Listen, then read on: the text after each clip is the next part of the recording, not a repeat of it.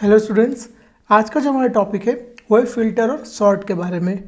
Filter एक बहुत ही common term है, हमने घर में भी यूज़ किया है, आपने कई जगहों पे फ़िल्टर देखा होगा। फ़िल्टर का काम सेम है। फ़िल्टर क्या करता है, जो चीज़ हमको चाहिए होती है वो चीज़ उसके अंदर रह जाती है, और जो चीज़ हमको नहीं चाहिए, जो वेस्ट होता है, वो चीज़ फ़िल्टर के थ्रू बाहर हो जाती है। सेम आपका होता है टेबल्स में। टेबल में भी जो डेटा आपके काम का है, सिर्फ वो डेटा आपको टेबल में शो होगा, और जितना भी इररेलेवेंट डेटा है वो डिलीट नहीं होगा, वो हाइड हो जाएगा। तो फ़िल्टर का यूज़ हम तब करते हैं जब हमको बहुत बड़े डेटा में से सिर्फ रेलेवेंट डेटा ही देखना हो। फॉर एग्ज़ाम्पल देखिए, यहाँ पर हमारा सेल्स का डेटा है। आपको हर हेडिंग के पास में वाइट कलर का बटन दिख रहा है, जो कि हमने पहले भी देखा है फ़िल्टर के लिए यूज़ में होता है। जब आप इस पर क्लिक करेंगे तो आपको सारे डेटा की लिस्ट आ जाएगी जो उस कॉलम के अंदर है। जैसे हमने सेल्स के फ़िल्टर पे क्लिक किया है तो सारे सेल्स के अमाउंट आपको यहाँ पर दिख रहे हैं, और हर अमाउंट के पहले एक चेक बॉक्स बना हुआ है। इनका क्या यूज़ होता है, आप जिस चेक बॉक्स पे क्लिक करेंगे वो डेटा टेबल में से हाइड हो जाएगा, जिसमें चेक नहीं है, और जिनमें टिक मार्क है सिर्फ वही डेटा आपको शो होगा। अगर आपने सिलेक्ट ऑल पे क्लिक किया है तो आपका सारा डेटा शो होगा, नहीं तो आप सिर्फ रेलेवेंट डेटा भी शो कर सकते हैं। जैसे हमने यहाँ पर सिर्फ और सिर्फ 2 ही अमाउंट पे टिक किया है। जब आप इन पे टिक करके ओके करेंगे तो आप देख सकते हैं आपका बाकी पूरा डेटा हाइड हो गया है, और आपको सिर्फ उन 2 अमाउंट के ही सेल्स का डेटा मिल रहा है। ये जो 2 सेल्समैन हैं जिन्होंने 2 अमाउंट की सेल की है, आपको इनको छोड़ के कोई भी दूसरा डेटा शो नहीं हो रहा। तो यही यूज़ होता है एक्सेल में फ़िल्टर्स का। फ़िल्टर्स में भी आपके पास 3 अलग अलग टाइप के फ़िल्टर्स हैं। एक होता है नंबर फ़िल्टर, जो उन कॉलम्स में यूज़ में आता है जिनमें डेटा सिर्फ नंबर्स फॉर्म में हो।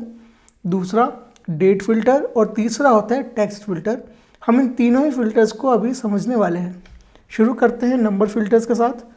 जब आप उस कॉलम में जाएंगे जिसमें सिर्फ नंबर्स हो, जैसे सेल्स और कमीशन, ये 2 कॉलम ऐसे हैं आपके डेटा में जिनमें सिर्फ नंबर्स हैं, तो आप उस फिल्टर बटन पे क्लिक करेंगे। आपको आपके डेटा के ऊपर एक नंबर फ़िल्टर नाम का ऑप्शन शो होगा, आपको उस पर क्लिक करना है। तो आपको नंबर फ़िल्टर के सारे ऑप्शंस यहाँ पे दिखने को मिल रहे हैं, जैसे equals, does not equal, greater than equals to, less than equals to, between, above average, below average. आपको जिस भी तरह के फ़िल्टर की ज़रूरत है आप उसको सिलेक्ट कर सकते हैं। फॉर एग्ज़ाम्पल हम सिर्फ 1.5 लाख से ज़्यादा के अमाउंट वाली सेल्स ही देखना चाहते हैं, तो हम सिलेक्ट करेंगे ग्रेटर देन क्यों? क्योंकि हम 1.5 लाख तक की सेल्स का अमाउंट नहीं देखना चाहते। हम चाहते हैं कि हमको सिर्फ वही सेल्समैन का नाम शो हो जिसने 1.5 लाख से ज़्यादा की सेल्स करके दी है। तो हम यहाँ पर ग्रेटर देन सिलेक्ट करेंगे। यहाँ पर आपको एक डायलॉग बॉक्स ओपन होगा। यहाँ पर ग्रेटर देन अपने आप शो हो जाएगा, क्यों? क्योंकि आपने उसी को सिलेक्ट किया था। आपको सिर्फ अपना अमाउंट एंटर करना है यहाँ पे। जब आप इसमें ओके क्लिक करेंगे तो आप देखिए आपका सिर्फ वही डेटा शो हो रहा है जिसमें आज सेल्स 1.5 लाख से ज़्यादा की है, बाकी आपका डेटा हाइड हो गया है। आप रो नंबर में देख सकते हैं ब्लू कलर में शो हो रहा है, और ये नंबर कंटिन्यूस नहीं है, बीच में कुछ नंबर्स गायब हैं।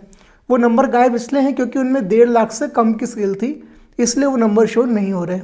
ठीक है, तो जिन भी रोज के अंदर 1.5 लाख या उससे कम सेल्स है वो हाइड हो गए, और 1,50,000 से ज़्यादा वाली सेल ही आपको शो हो रही है। अब हम पढ़ते हैं टेक्स्ट फिल्टर्स के बारे में। जिस प्रकार से नंबर फिल्टर्स उन कॉलम्स में यूज़ होता है जिनमें डेटा नंबर्स के फॉर्म में हो, टेक्स्ट फिल्टर्स उनमें यूज़ होगा जिनमें आपका टेक्स्ट के फॉर्म में डेटा होता है।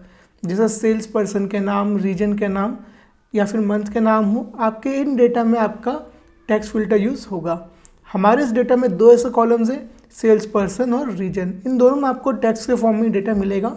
तो हम इसमें जो फिल्टर बटन है, दोनों में से किसी भी डेटा में इसको यूज़ करेंगे। तो जब हम फिल्टर बटन पर क्लिक करते हैं, एक नया बॉक्स ओपन होगा, उसमें आपको दिख रहा है टेक्स्ट फिल्टर।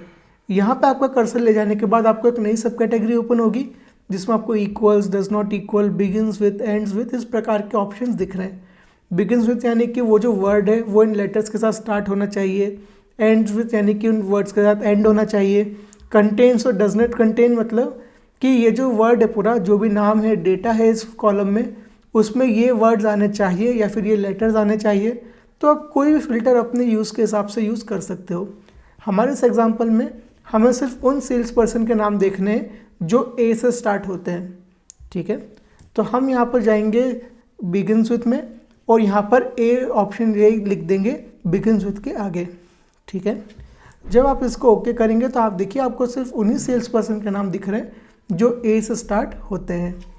नेक्स्ट फिल्टर हमारे पास डेट फिल्टर। जब आप उन कॉलम में जाएंगे जिसमें डेट्स हो तो आपको डेट फिल्टर शो होगा। जब आपने डेट फिल्टर पे अपना कर्सर ले जाएंगे तो आपको कई अलग अलग ऑप्शंस दिख रहे हैं, equals, before, after. Before after यानी कि एक पर्टिकुलर डेट आप लिख सकते हैं कि आपको इस डेट के पहले का, इस डेट के बाद का डेटा चाहिए। Today, yesterday, next week, this month, this year, जो भी आपको अपने हिसाब से डेटा का फिल्टर लगाना है आप इस लिस्ट में से चूज़ कर सकते हैं।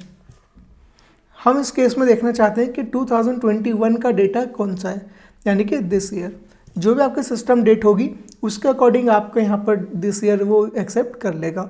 अभी ये 2021 है तो इस फिल्टर का यूज़ करने के बाद आपको सिर्फ 2021 का ही डेटा शो होगा। अभी आप देख रहे हैं इसके अंदर कुछ डेटा 2020 का है, कुछ डेटा 2021 का है, लेकिन जब आपने दिस ईयर का फिल्टर लगाया तो आपको सिर्फ 2021 का ही डेटा इसमें शो होगा। तो ये थे हमारे तीनों फिल्टर्स। आगे आने वाले सेशंस में हम सॉर्ट के बारे में पढ़ेंगे। Thank you so much.